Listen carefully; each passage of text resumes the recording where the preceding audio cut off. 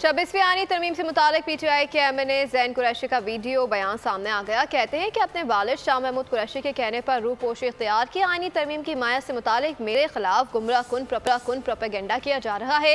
कौमी असम्बली गया ही नहीं, मेरी किसी हुकूमती एहलकार से मुलाकात साबित हो जाए तो सियासत छोड़ दूंगा।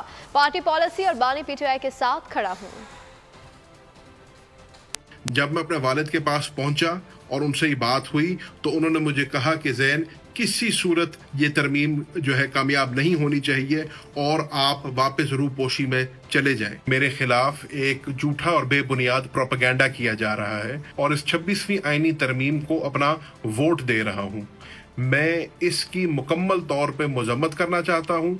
मैं अपनी कौमी असम्बली की सीट से उसी वक्त इस्तीफ़ा दूंगा और सियासत छोड़ दूंगा अगर कोई बंदा ये बता दे कि मैं किसी हुकूमत के अहलकार को मिला हूँ या मैंने किसी को ये यकीन दहानी कराई है कि मैं उनको वोट दूंगा। जहाँ तक बात है पार्टी पॉलिसी की, तो मैं हमेशा पार्टी पॉलिसी का पाबंद रहा हूँ।